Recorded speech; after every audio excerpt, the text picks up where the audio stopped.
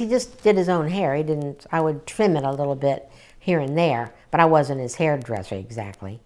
And so he didn't seem to like to be bothered. But one thing he did like, which I thought was amazing, I don't know why this happened or how it happened, but he would be getting makeup, and I'd be just sitting in my chair, not having anything to do at the moment, and I would start asking him about comedy and how he does his little thing at the end of the show. He didn't do that in the end, but he would come out at the end of the show or the beginning of the show and do a little stand-up thing, and I would talk to him about that, and it turned out to be kind of an interview for no reason.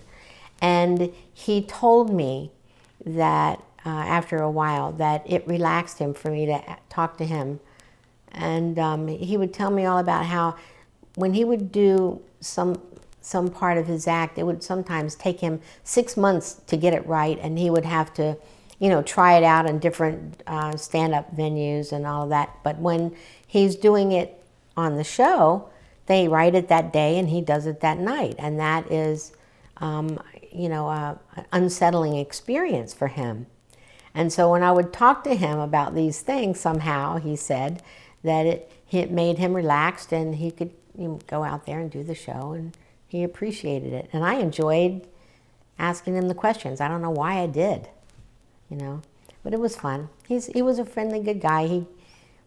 He without my asking, at the end of the show, he gave me a signed picture. I have some autographed pictures from people, none of which I've asked for, but I like them, And it said, you're a good friend. And I still to this day don't know what that means exactly. I don't know if he meant that I was a good friend because of those little talks, or was a certain thing happened when I first started on Seinfeld. The makeup, after this fiasco you heard me talking about in there, about the makeup artist getting fired on Seinfeld, then another makeup artist, my friend Patricia, came on the show, and she was a little bit tentative because of somebody getting fired, and she wanted to make sure she did the right thing and all of that. And they sort of, the two of them, Julia and Jerry, sort of,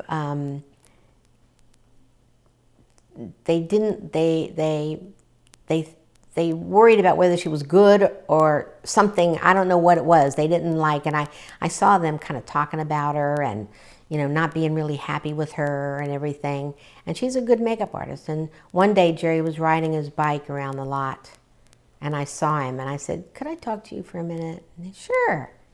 I said, "Listen, I want you to, if you could, just give Patricia a break. She's a really good makeup artist, and I know she's being tentative, and I know that you're really unsure about her. But if you give her a chance, she'll do a really good job." And he said, "I know, I just wish she would just not be so afraid or something." And I said, "Well, just if you treat her nice, she won't be afraid." And he said, "Okay." And they changed their whole attitude towards her, and everything straightened out. And I think maybe that's what he meant. I don't know. I never asked him. But they both ended up liking her very much, and